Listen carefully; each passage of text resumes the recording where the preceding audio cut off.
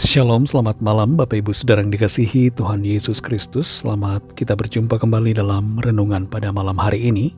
Doa dan harapan saya saudara semua ada dalam keadaan yang baik, sehat, penuh sukacita, dan selalu berlimpah dengan berkat Tuhan.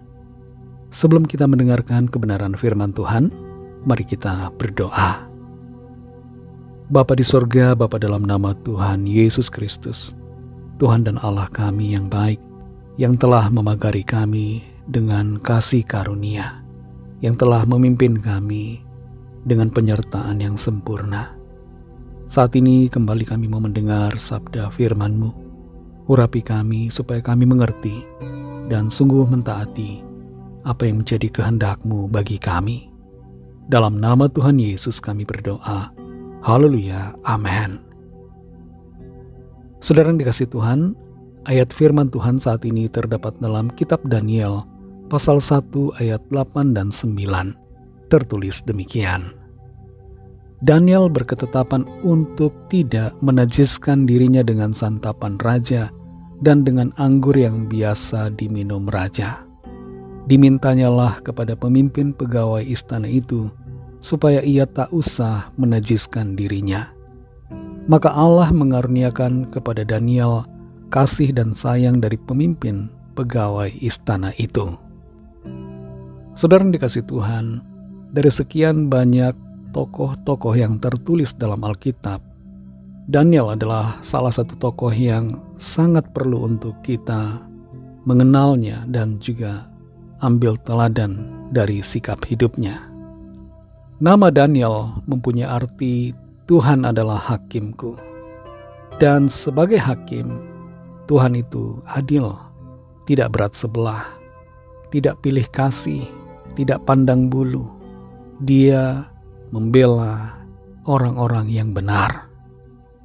Daniel berada di negeri asing, di negeri pembuangan, tepatnya di Babel. Dan sebagai orang asing, posisinya sebenarnya lemah. Tapi Tuhan menjadi hakim yang memberikan keadilan bagi Daniel. Tuhan memberikan keputusan yang membawa keberkatan bagi Daniel karena Daniel ada di pihak yang benar. Kita semua, sekalipun mungkin nama kita bukan Daniel, mungkin nama saudara adalah Jonathan, ada yang bernama Sophie, bernama Rahyu, bernama Chris dan sebagainya. Sekalipun nama kita bukan Daniel, tapi Tuhan adalah hakim kita. Dia memberikan keadilan bagi saudara dan saya. Daniel di negeri yang asing tetap menjaga prinsipnya sebagai orang percaya. Dia tidak menajiskan dirinya dengan hal-hal yang tidak dikenan oleh Tuhan. Dia menjaga hidupnya sesuai dengan apa yang menjadi kehendak Tuhan, firman Tuhan. Dia tidak melepaskan imannya. Ada banyak orang yang seringkali ketika pindah negara, bahkan pindah kota, atau pindah kampung saudara, sudah begitu cepat meninggalkan iman kepada Tuhan. Ada orang yang pindah ke negeri ateis dengan segera menjadi ateis. Tapi Daniel tidak demikian. Di tengah situasi negeri Babel yang tidak percaya kepada Tuhan yang benar, Daniel tetap setia dan percaya kepada Tuhan. Daniel sekalipun namanya sudah dirubah menjadi Belshazzar, yaitu nama yang berkaitan dengan dewa yang disembah oleh orang-orang Babel, tapi Daniel tetap punya iman yang teguh kepada Tuhan. Daniel juga teguh dan tekun dalam doa, sekalipun dia diancam hukuman mati. Jadi larangan untuk beribadah, untuk berdoa bukan cuma zaman sekarang saudara di Indonesia. Tapi dari zaman Daniel juga sudah ada larangan untuk berdoa, untuk beribadah. Ada orang yang menggerebek.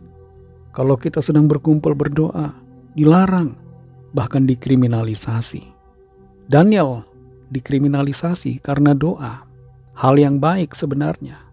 Tapi karena itu dia dimasukkan ke dalam kandang singa. Tapi Tuhan sekali lagi membela dia dan melepaskannya dari mulut singa. Daniel adalah orang yang cerdas, diberikan kecerdasan, kepintaran yang luar biasa dari Tuhan. Bahkan dia bisa mengartikan mimpi dari raja. Tapi dalam semua prestasi, kehebatan, kepandaiannya itu, Daniel tetap rendah hati. Dia mengakui bahwa semuanya itu adalah dari Tuhan. Saudara yang dikasihi Tuhan, di tengah-tengah kehidupan kita saat ini, dimanapun kita berada, mari jangan takut untuk menjadi berbeda. Bukan berbeda dalam arti negatif, saudara, tapi berbeda dalam arti yang positif. Maksudnya adalah kita berbeda dari dunia ini.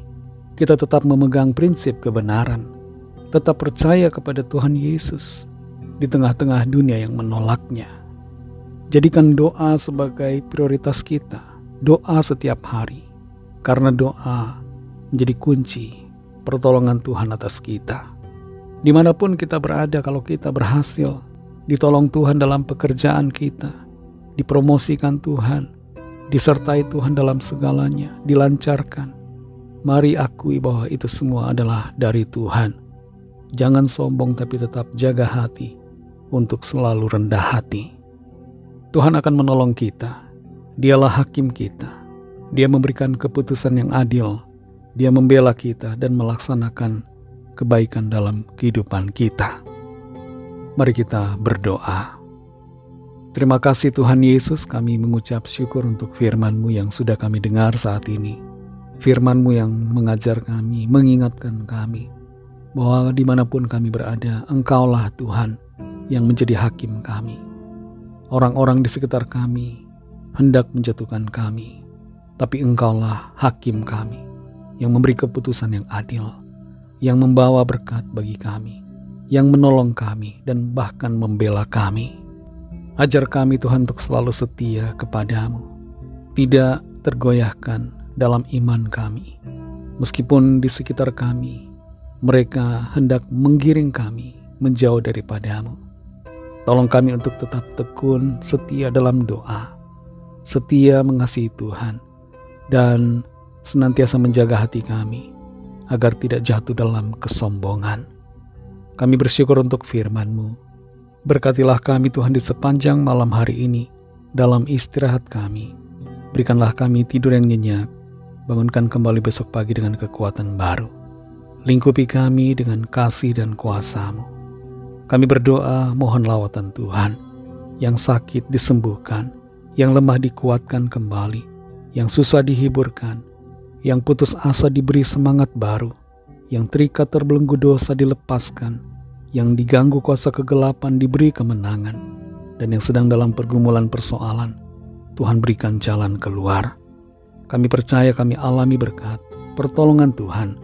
Kami alami mujizat yang heran daripadamu. Berkatilah bangsa kami Indonesia dan juga semua bangsa di dunia ini. Berikanlah keamanan, kedamaian, dan kesejahteraan. Dan lawatlah setiap orang dari segala bangsa, supaya mereka percaya kepadamu dan menerima anugerah keselamatan. Ampunilah kami akan dosa kesalahan kami, seperti kami juga mengampuni orang yang bersalah kepada kami. Dan pimpin kami menjadi sempurna, seturut dengan kehendak-Mu. Dalam nama Tuhan Yesus Kristus, kami sudah berdoa dan mengucap syukur. Haleluya. Terimalah berkat Tuhan. Tuhan memberkati engkau dan melindungi engkau. Tuhan menyinari engkau dengan wajah-Nya dan memberikan kasih karunia. Tuhan menghadapkan wajah-Nya kepadamu dan memberikan damai sejahtera. Berkat anugerah Allah Bapa, kasih karunia dari Tuhan Yesus Kristus, dalam persekutuan dengan Roh Kudus, menyertai kita semua, sekarang ini dan sampai Maranatha, Tuhan Yesus datang kembali, dan bahkan sampai selama-lamanya. Dalam berkat nama Tuhan Yesus Kristus, haleluya, amin. Puji Tuhan, saudara yang dikasihi Tuhan, saya percaya firman Tuhan menjadi berkat dan kekuatan buat saudara semua, dan Roh Kudus akan menolong saudara untuk lebih lagi memahami kebenaran firman Tuhan dan hidup dalam kemenangan. Tuhan Yesus memberkati saudara semua. Selamat malam, selamat beristirahat, dan sampai jumpa dalam renungan yang berikutnya. Haleluya.